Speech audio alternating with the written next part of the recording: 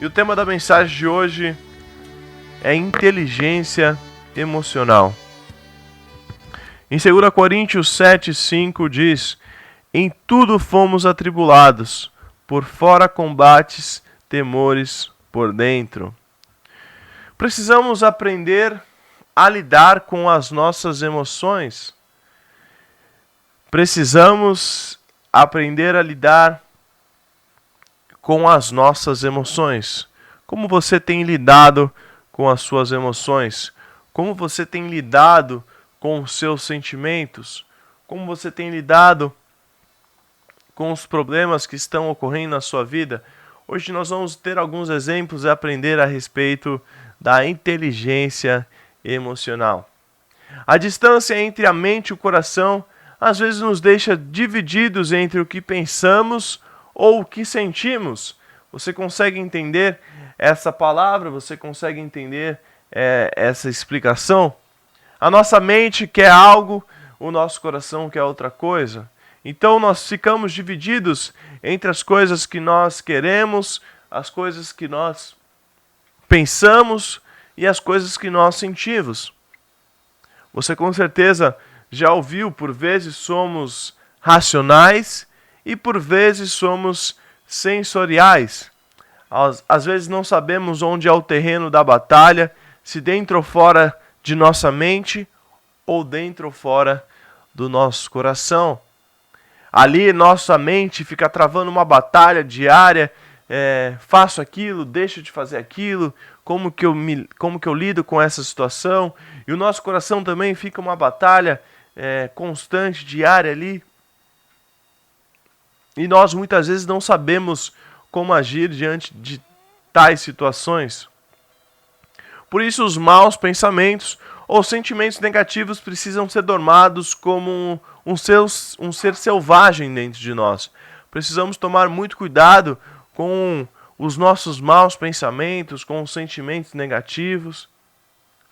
E inteligência emocional nada mais é do que conseguir superar os sentimentos negativos para reagir positivamente.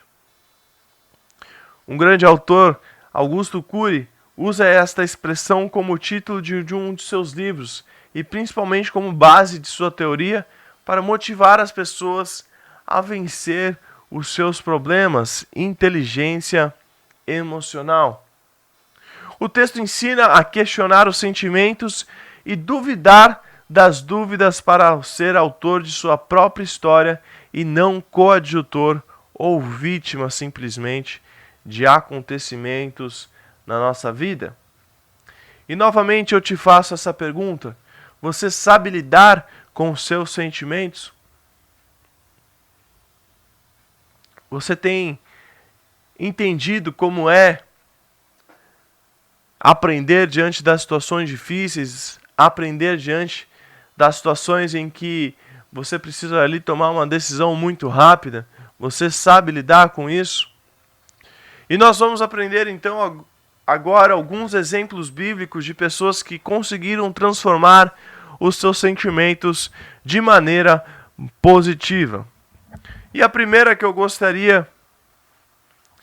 nós gostaríamos aqui de falar é sobre Jetro. E eu gostaria aqui de ler o texto bíblico, o texto que se encontra em Êxodo, no capítulo 18, dos versículos 13 ao 24. Êxodo 18, dos versículos 13 ao 24.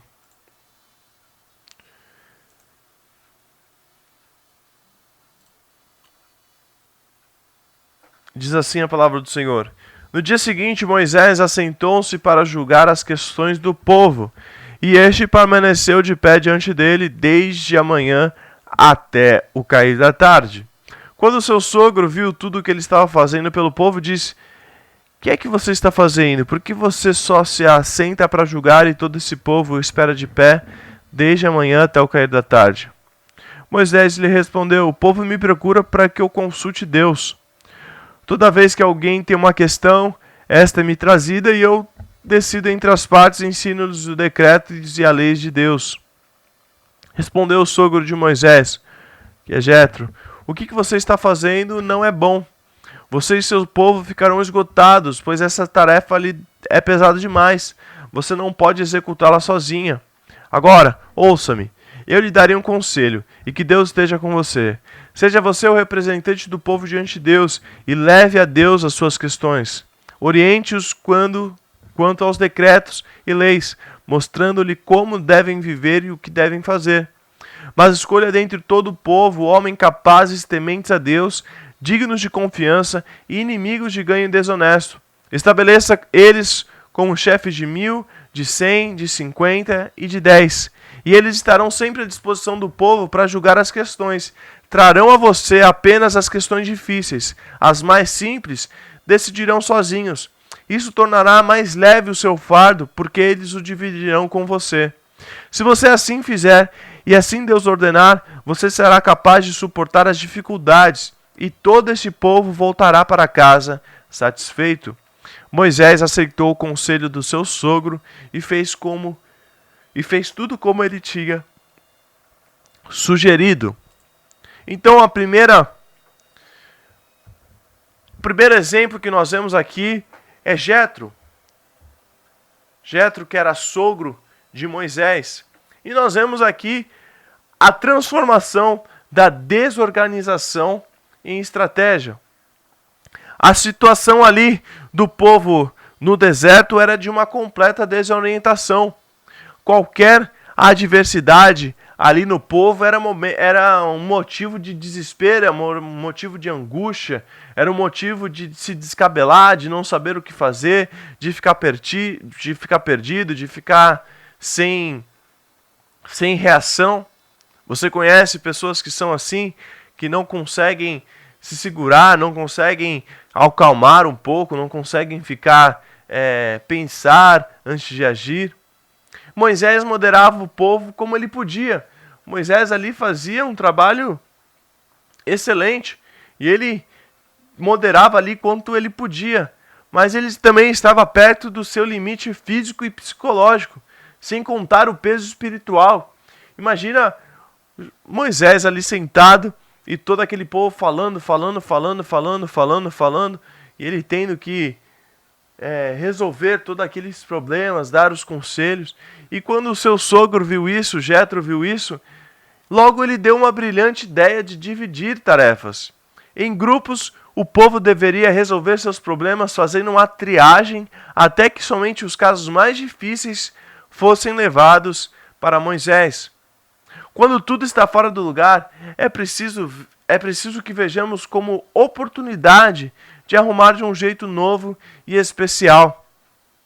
Sabe quando você está na sua casa e você convoca ali a sua família para fazer um mutirão dentro da sua casa? Você fala, não está dando mais assim. Está tudo desorganizado, o telefone está dentro da geladeira, a toalha do banho está na cozinha, as coisas estão muito bagunçadas, eu não sei onde está nada. Então, quando tudo está fora do lugar, nós devemos ver como uma oportunidade para que nós possamos arrumar um jeito de aquilo se tornar novo e especial. E você sabe, você tem é um alívio isso. Por exemplo, quando você acorda e você ali arruma a sua cama e a sua cama já está organizada para o dia seguinte. Quando você tem ali as suas roupas todas dobradinhas e você sabe onde está exatamente as suas coisas. Então deixar as coisas organizadas é uma tranquilidade de saber que tudo está certo. Por exemplo, você passa o dia inteiro na rua e você já arrumou a sua cama e você sabe ali, você fica tranquilo de lembrar, nossa, quando eu chegar em casa, aquela minha cama gostosa já vai estar ali arrumadinha para eu deitar, para eu poder descansar um pouco. Aquilo te traz uma tranquilidade. Quando as coisas estão organizadas na sua vida, aquilo te traz uma tranquilidade. Por exemplo, uma pessoa que sabe tratar bem as suas finanças, é organizada com as suas finanças, é uma pessoa que fica tranquila. Mas uma pessoa que tem certa dificuldade em organizar ali a sua vida financeira, ela recebe e ela acha que todo aquele dinheiro, poxa, dá para eu ir no shopping comprar um monte de coisa. Aí durante o mês começa a vir um monte de conta e aquela pessoa não sabe como vai pagar, e aquilo traz um descontrole. Só que deixar as coisas organizadas, você sabe, traz uma tranquilidade de saber que tudo está certo, que tudo tá bem. E não adianta também nós nos desesperarmos diante da bagunça. E sim nós pensarmos em uma estratégia. Porque logo que vem a situação ruim, que logo que vem a bagunça, qual é o primeiro passo que nós temos? É de nos desesperarmos. Por exemplo, você está ali, você tem uma festa muito importante e você precisa da sua gravata, você precisa do seu vestido, mas o seu guarda-roupa está tão bagunçado, você não consegue encontrar nada ali, ou outra situação qualquer, você não consegue resolver ali a situação, você começa a ficar desesperado, você começa a ficar perdido, você começa a ficar, nossa, eu preciso achar disso, eu preciso achar isso, eu preciso achar aquilo, eu preciso disso, e você começa a ficar desesperado. Aí chega uma outra pessoa, você fala, eu não tô achando isso, tá muito difícil, você viu? E aquela pessoa, não é aquilo ali? A pessoa que está fora da situação, ela olha, não está desesperada, porque o desespero ele traz uma situação ruim, você não consegue ali fazer direito. A pessoa que está de fora, não é aquela coisa que está ali. Então nós devemos pensar em uma estratégia, ter calma, paciência, paciente. Se você tem mania de improvisar, por exemplo, deixar tudo para a última hora, deixar tudo para depois, deixar tudo, amanhã eu faço, deixa para amanhã. Aprenda hoje a criar estratégias com metas para a sua vida. É muito importante para a nossa vida que nós tenhamos estratégias, meios de, por exemplo, acabar com uma situação difícil na nossa vida, meios para acabar com um problema financeiro, com um problema dentro de casa, estratégias para que nós possamos transformar a desorganização em estratégia. Amém? Então esse é o primeiro exemplo. Jétro, ele transformou ali a desorganização em uma estratégia. Ele dividiu todo o povo, deu ali uma sugestão para Moisés fazer líderes para que somente os problemas mais difíceis chegassem a ele. Então, transforme a desorganização em estratégia.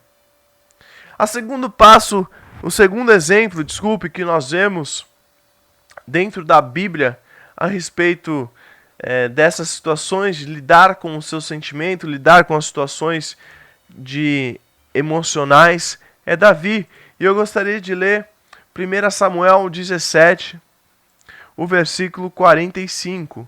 1 Samuel 17, o versículo 45, que diz assim: E Davi disse ao filisteu: Você vem contra mim com espada, com lança e com dardo, mas eu vou contra você em nome do Senhor dos Exércitos, o Deus dos Exércitos de Israel, a quem você desafiou. E o segundo exemplo que nós vemos aqui é transformando a raiva em poder. E eu vou ler novamente esse texto que diz: E Davi disse ao filisteu: Você vem contra mim com espada, com lança e com dardo, mas eu vou contra você em nome do Senhor dos Exércitos, o Deus dos Exércitos de Israel, a quem você desafiou. Então aqui nós vemos Davi transformando a raiva em poder. O povo já estava acostumado a ouvir a afronta dos filisteus. E sua autoestima já tinha sido humilhada pelo gigante Golias. Os soldados, por exemplo, não conseguiam ter outra reação senão correr de tanto medo. Então ali tinha uma situação onde as pessoas ali do povo de Israel já estavam acostumadas a ouvir as gracinhas dos filisteus. E a autoestima de Davi ali, diante da situação de enfrentar o gigante Golias. Enquanto isso, o povo alimentava um ódio contra os seus inimigos. mas não sabiam usar esse sentimento da maneira correta. O jovem Davi, eu tenho certeza que também deve ter ficado irado ao ver Golias maldizer o seu povo, zoando ali o seu povo, falando coisas com o seu povo e o povo de Deus. Só que a atitude de Davi foi diferente, não foi a atitude que nós esperamos quando nós estamos numa situação onde, por exemplo, alguém fala de uma pessoa que você gosta muito, qual é a sua reação?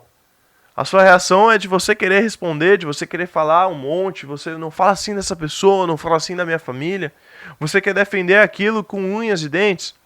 E a atitude de Davi foi invocar o poder do nome do Senhor com autoridade para que ele vencesse aquele gigante. E nós somos tentados todos os dias na nossa vida. Em várias situações somos tentados pela ira, que é uma obra da carne, e não conseguimos relacionar quando estamos com raiva. Então, ali chega um momento da vida onde nós somos tentados pela ira e nós não conseguimos raciocinar quando nós estamos com raiva. Eu já trouxe aqui outras mensagens, eu já falei de outras situações que nós passamos, onde nós não sabemos lidar com as situações e o nosso primeiro instinto é esbravejar, é quebrar tudo, é falar um monte. E nós também já falamos a respeito de domínio próprio. E se nós não tivermos domínio próprio, podemos cometer grandes erros quando estamos irados. E eu também já disse aqui certa vez, por exemplo, quando nós fazemos alguma coisa, nós respondemos, nós brigamos, nós quebramos tudo. E quando ali a situação abaixa, a poeira começa a baixar um pouco, você começa a pensar, nossa, por que eu fiz isso? Eu não precisava ter feito nada disso. Eu podia ter evitado essa situação, poderia ter evitado isso. Então, nós devemos aprender a dominar os nossos sentimentos. Se não tivermos domínio próprio, podemos cometer grandes erros. Por isso, quando estamos inconformados, quando estamos com raiva, quando estamos bravos, nós precisamos focalizar a energia em buscar a presença de Deus, para que nós tenhamos autoridade para resolver os conflitos espiritualmente. Se você é muito tentado pela raiva, busque o poder de Deus que te faça agir sobre orientação e bênção do Senhor. Imagine ali a situação de Davi, todo mundo brincando com ele, todo mundo falando mal dele, todo mundo zombando, todo mundo falando mal do povo de Israel. Imagine, se coloque nessa situação. Você está ali em um lugar, você é o menor de todos ali, e todo mundo começa a falar um monte de coisa, falar mal da sua família, falar mal dos seus amigos, começa a falar mal de você. Qual seria a sua reação? E nós vemos aqui em 1 Samuel, Davi dizendo, você vem contra mim com espada, com lança, com dardo, mas eu vou contra você em nome do Senhor dos Exércitos. Busque o poder de Deus que te faça agir sobre orientação e sobre a bênção do Senhor. Transforme a sua raiva em poder. Terceiro exemplo que nós vemos aqui é o exemplo de Ruth. E nós vamos ler o livro de Ruth, capítulo 1, versículo 16, que diz o seguinte. Livro de Ruth, capítulo 1, verso 16. Ruth, porém, respondeu, não insistas comigo que te deixe e não mais me acompanhe. Aonde fores, irei. Onde ficares, ficarei. O teu povo será o meu povo e o teu Deus será o meu Deus. Então aqui nós vemos o exemplo de Ruth transformando o desamparo em amor. E a história conta ali, para resumir, Noemi tinha 2 filhos com 2 esposas e juntos formavam uma família feliz, até que 2 homens morreram e ficaram somente as mulheres. Então Noemi liberou as 2 noras para voltarem à sua terra de origem e constituírem família novamente. Mas Ruth ela não aceitou isso e fez questão de permanecer junto com a sua sogra, pois percebeu que não ficaria tranquila em saber que Noemi estaria desamparada. No mundo, os amigos abandonam quando nós mais precisamos. Mas quando eu e você, como cristãos, aprendemos que devemos demonstrar amor até o fim e não abandonar os nossos amigos, nossos irmãos, quando estão passando por apuros. Nas horas mais difíceis da nossa vida, você sabe, nos momentos mais turbulentos da nossa vida, nós descobrimos quem são os nossos verdadeiros amigos.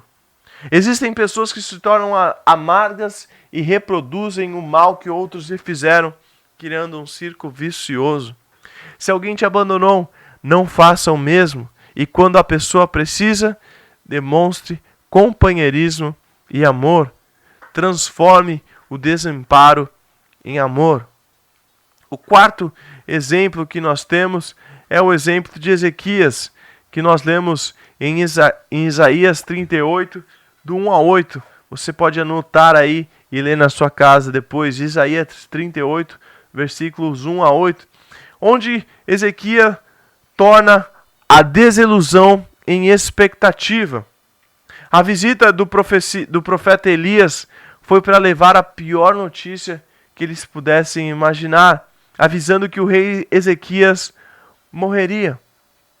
Como já não bastasse a dor que estava sentindo, o rei sofreu ainda mais com a terrível notícia. Seu sentimento foi de completa desilusão.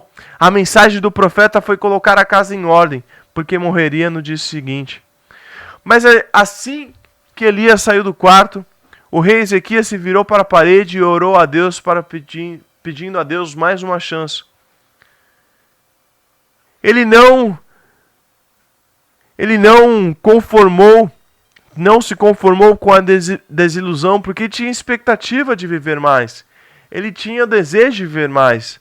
Seus sonhos foram mais fortes do que sua dor. Quando não conseguia mais encarar seus empregados olhando para ele com um ar de compaixão, e ele não podia olhar para si mesmo, então ele resolveu se virar para a parede e buscar a visão da fé em Deus através da oração. A frustração persegue somente quem olha para as dificuldades, enquanto as expectativas de quem olha para Deus é continuar e não desistir nunca. Não se prenda às dificuldades ou às más notícias. E tem um exemplo que eu gosto muito de uma rede americana, de um fast food americano, que se chama KFC. Tem aqui em alguns lugares do Brasil, se eu não me engano, abriu ali na Praia Grande. É um fast food que vende frango frito, é muito famoso ali nos Estados Unidos. E o rapaz que criou isso, ele tinha na época, quando ele abriu o primeiro restaurante, ele tinha na época ali por volta de 70, 60 anos. E ele, sabe quanto tempo ele tentou vender essa receita de frango frito, que hoje faz tanto sucesso? Ele ficou mais de 10 anos indo de porta em porta de restaurante para mostrar sua receita. E as pessoas, ninguém fala, isso não vai dar em nada, isso não vai dar em nada, isso não vai ser nada. Hoje é uma das maiores redes de alimentação do mundo. Em vários países, em diversos países. Ele não desistiu quando ele ouviu diversos nãos. Então, a frustração só persegue aqueles que olham somente para as dificuldades. Não se prenda às dificuldades, não se prenda aos nãos que a vida te dá, não se prenda aos momentos difíceis que você está passando. Não consigo passar nisso.